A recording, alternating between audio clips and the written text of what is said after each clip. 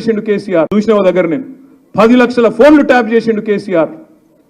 చేస్తే గీస్తే ఒకడో ఇద్దరో లుచ్చగాళ్ళ ఫోన్లు ట్యాప్ చేసి ఉండొచ్చు, నాకెమెరిక కానీ చేస్తే చేసి ఉండొచ్చు దొంగలై లంగలి, ఎందుకంటే పోలీసుల పనేది.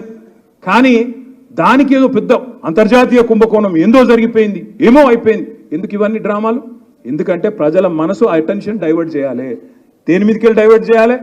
రైతు బంధు ఇస్తలేదు అన్న దాని మీకు డైవర్ట్ చేయాలి, మహిళలకు 2500 వస్తలేదన్న దాని మీకు డైవర్ట్ చేయాలి, పెద్ద మనుషులకు 4000 పెన్షన్ వస్తలేదన్న దాని మీకు వెళ్ళి అటెన్షన్ డైవర్ట్ చేయాలి. దేని మీదకి తిప్పాలి దీన్నంతా? అగో ఏదో జరిగిపోయిందట, కుంభకోణమాట, లంబకోణమాట. అరే రేవంత్ రెడ్డి గారు, ముఖ్యమంత్రిగా నువ్వే ఉన్నావు, చేతనైతే దమ్ముంటే ఈ లీకులు బంద్ చేసి చర్యలు తీసుకునేది ఉంటే తీసుకో, మేము వద్దంటలేం. కానీ ఈ పనికి మాలిన డ్రామాలా చూసిన దగ్గర నేను 10 లక్షల ఫోన్లు ట్యాప్ చేసిండు కేసీఆర్.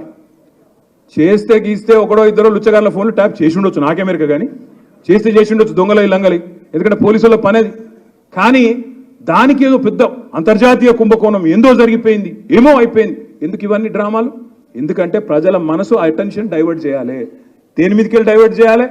రైతు బంధు ఇస్తలేదన్న దాని మీకు డైవర్ట్ చేయాలి, మహిళలకు 2500 వస్తలేదన్న దాని మీకు డైవర్ట్ చేయాలి, పెద్ద మనుషులకు 4000 పెన్షన్ వస్తలేదన్న దాని మీకు వెళ్ళి అటెన్షన్ డైవర్ట్ చేయాలి. దేని మీదకి తిప్పాలి దీన్నంతా? అగో ఏదో జరిగిపోయిందట, కుంభకోణమాట, లంబకోణమాట.